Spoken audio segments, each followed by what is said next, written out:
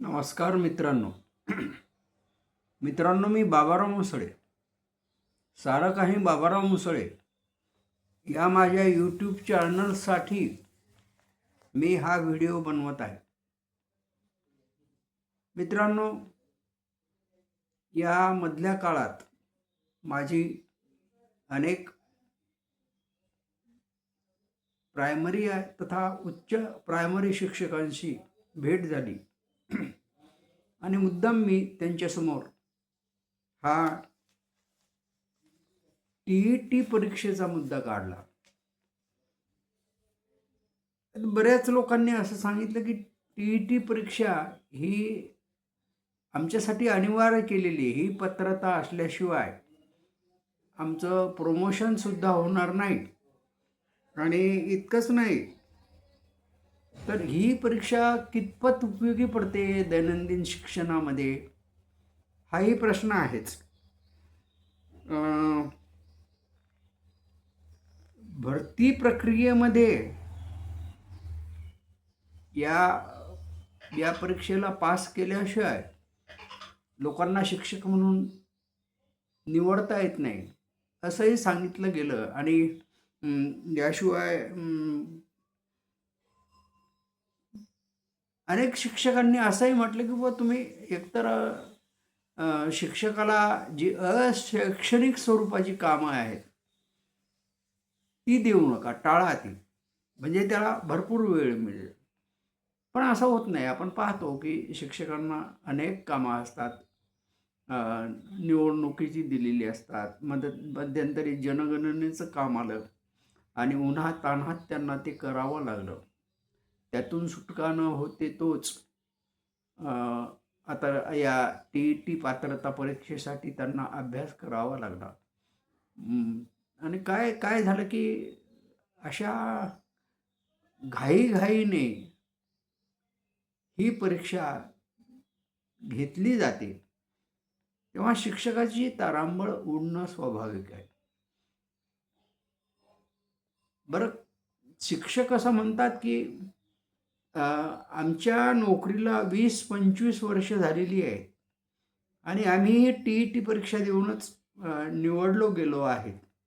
मग त्या 25 वर्षाच्या कालखंडामध्ये आम्ही मुलांना जे शिकविलं, अर्थात आपण सगळे शिक्षक इतके उत्कृष्ट दर्जाचे आहेत किंवा शिकवणी करतात वगैरे असं न म्हणता आपण त्यातले काही फार तुरळक असे अपवाद सोडू.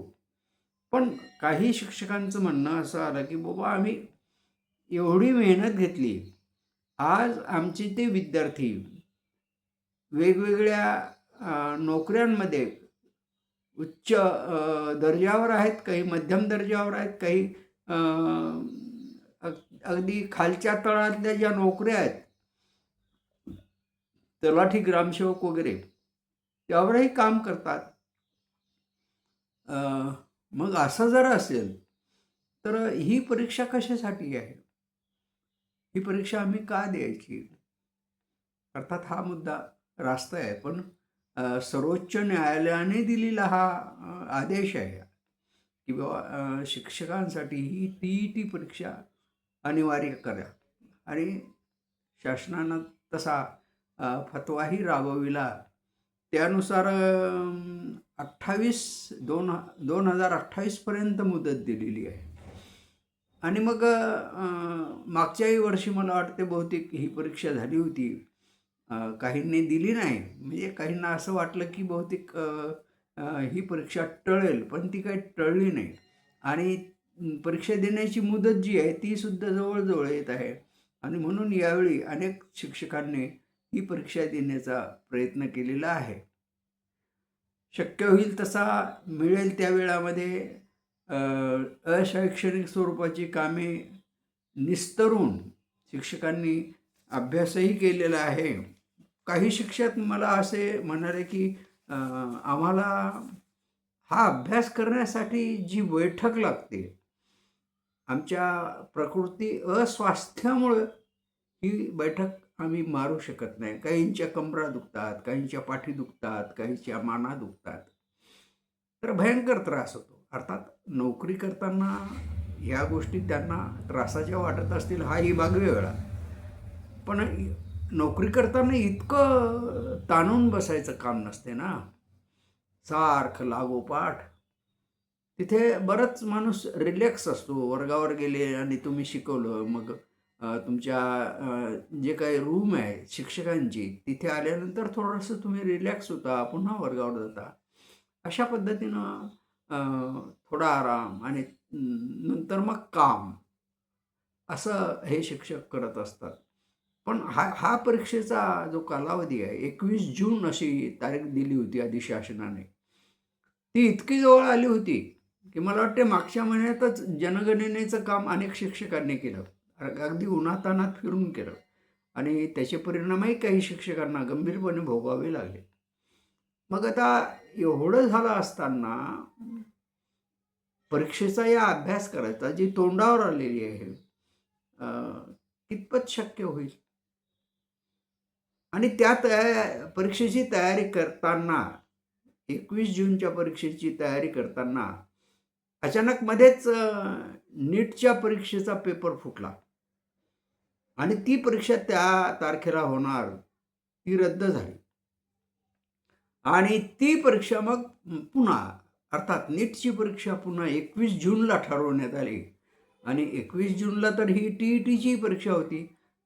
त्यामुळे मग व्यवस्थापनाने, सरकारने TETची परीक्षा 28 जूनला ठरवलेली होती, म्हणजे काल. बरोबर आहे, काल ठरवलेली होती.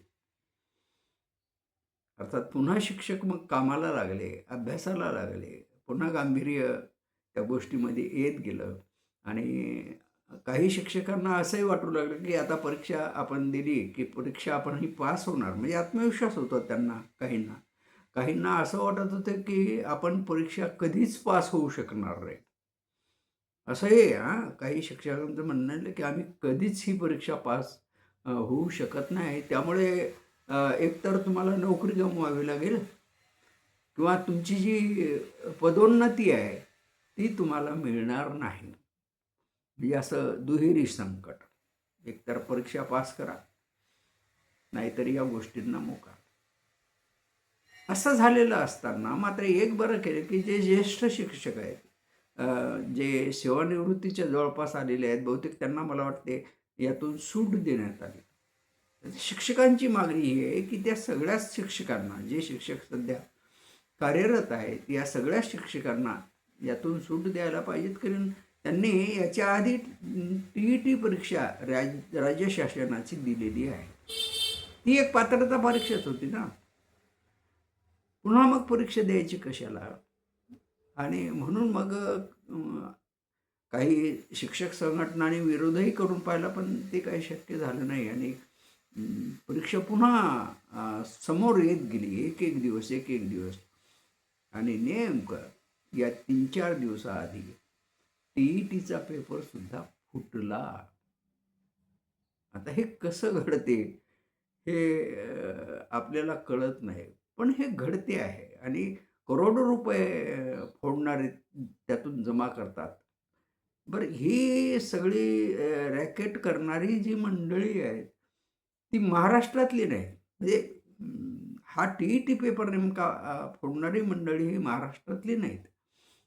ती तर हरियाणा, बिहार, दिल्ली, आग्रा इथील मंडळी आहेत आणि ते मग इथे 2-2, 3-3च्या गटाने महाराष्ट्रामध्ये आले आणि त्यांनी इथं आल्यावर तो पेपर विकण्याचा प्रयत्न केला आणि त्या रॅकेटचा पत्ता पोलिसांना लागल्यावर पोलिसांनी त्यांना अटक केली. म्हणजे हा सगळा प्रकार असा उघडकीस आलेला आहे. तो उघडकीस आला हे फार बरं झालं. म्हणजे इथून पुढे मग ज्या परीक्षा घेतल्या जातील त्यात निदान असं होणार नाही. पण शिक्षकांचाही मुद्दा सरकारने विचारात घ्यायला पाहिजेत की किंवा सर्वोच्च न्यायालयानेही याचा विचार करायला पाहिजे होता की बाबा शिक्षक जे आहेत त्यांना यातून आपण सूट देऊ. पण इथून पुढे जे शिक्षक या पदासाठी लायक ठरणारे आहेत किंवा त्यांची निवड होणार आहे त्यांच्यासाठी मात्र ही TET परीक्षा अनिवार्य असेल. हे ठीक होतं आणि शिक्षकांनी ते मान्यही केलेलं होतं. आणि म्हणून मग शिक्षकांना प्रश्न पडलेला आहे की आता ही जी टी परीक्षा आहे ती आम्ही शिक्षकांनी का द्यावी? तिचा आमच्या शिकवण्यात काय हातभार लागेल? अर्थात प्रश्न योग्य आहे आणि त्याचं उत्तर कोण देऊ शकतो? कोणीही देऊ शकणार नाही. नमस्कार.